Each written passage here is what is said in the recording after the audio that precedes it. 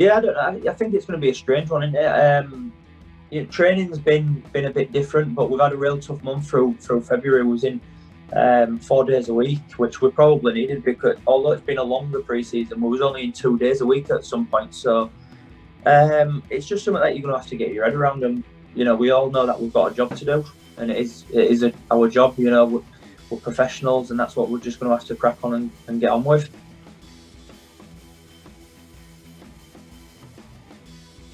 Yeah, do you know what? It's the longest layoff. Obviously, a lot of us have had. I've ever had since I've been since amateur days even. But you can do all the fitness and running you want and all the gym work you want, but you'll never be ready for that. First game. I don't know how the forwards do it. The middlemen are unbelievable. The amount of work that they get through. But yeah, I don't know. You need game time. Obviously, as you get a bit older, you get a bit more conditioned to it, but it's going to be real tough them first few weeks. Yeah, to be honest, I'm feeling, considering the length of time I've been out, I'm feeling quite good. Like Thack says, it's been a bit of a grueler for, especially the forwards.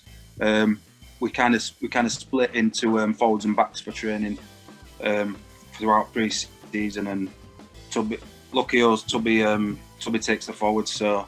We've not had many easy training nights, which is, in the long run, it's going to be really good for us because he likes to say he's be cruel to be kind kind of thing what he's done. So, but I do understand his logic in it. It's getting our bodies ready after being out for so long without any rugby league. You do need to get that muscle memory and all that stuff kind of in the right place. So yeah, I've enjoyed it.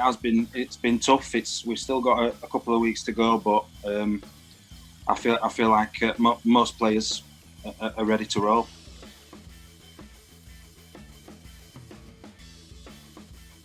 Exactly. Yeah. Me and Tubby had this conversation literally the other day. It's what I don't want to be sat on sidelines thinking, oh, am I all right? Am I not all right? Because that's when it starts playing on your mind. It's been a tough enough job mentally, getting over it and getting back into full training. I just think now that one last step is just to get out there and, like you say, go 100 miles an hour and just treat it like I'm just as likely to get injured as anybody else, which is true. So yeah.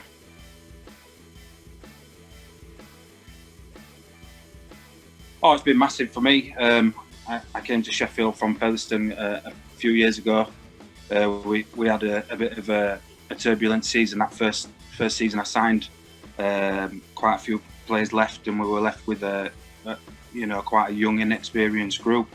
And I was one of the elder players at that time, and Tubby gave me the armband, and it were a huge honour for me, and to be able to captain a side of the stature of Sheffield Eagles, it's something that anyone would be proud of. As I say, as long as I've got it in the old bones, I hope to carry on and just keep giving it my all until time's time, innit? Obviously, it comes and gets us all. Are you asking for a contract as well, another extension? Yeah. Is that both of us contract extensions on this thing tonight?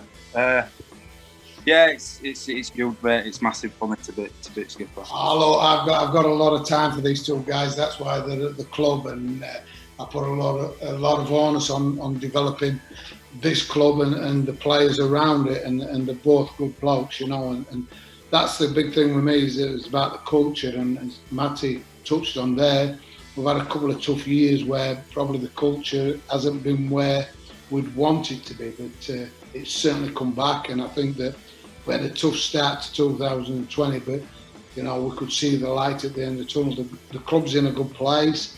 I've got to say, throughout this period, which has been tough for everybody, the staff and everybody involved with the club have handled it marvellously, and we've come through it. And yeah, we've had a tough month this last month. We've been in 4 days a week, but it's all about getting the bodies ready, because we know what's coming in 2 weeks. And there's no substitute for that physical contact, flat out, 100 mile an hour for as long as you can get. So we've prepared them. We can only prepare them the best that we can do, and they've got to get out there now. But yeah, there's certainly guys that, you know, both of them believe they've got another 10 years in them. Whether they have or not, we'll debate at the end of 2021.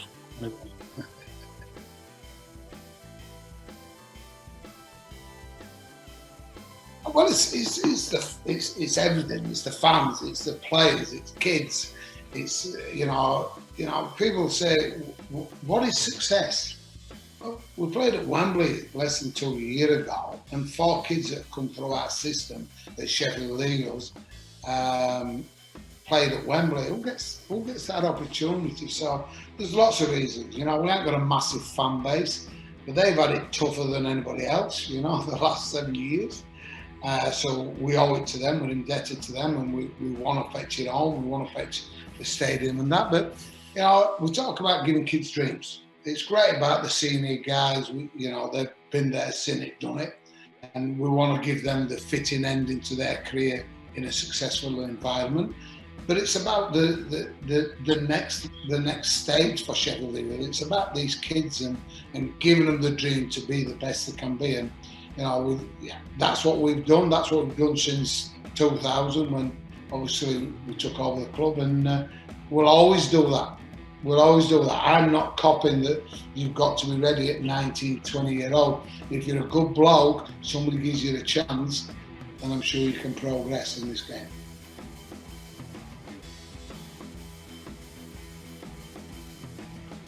We've dreamed about having big games, haven't we? And we've always been, Bramall Lane over the last so many years has been, if there was a replay of the Challenge Cup, we played at Bramall Lane and things like that, which never happens, does it? So to get a major game in the city is probably the first time ever. I've got to say, having played at Bramall Lane, it's a fantastic venue for rugby league. You know, you're really sat on top of the pitch, and the atmosphere is electric. So yeah, we need to get people, we need to relight the candle, if you like. We need to get people to understand that, hey, we're still going, we're still in Sheffield, we're coming back. There's the World Cup, which will obviously lead into the new stadium, and you know, anybody who's going to be at the World Cup, we need to tap them in and get them back down to the club, because you know, I played in the era when, you know, there were 4,000 or 5,000 people at Don Valley Stadium, so they're out there. We just need to get them back and give them the right facility, give them the right experience, and who knows where we can progress. But yeah, it's exciting times.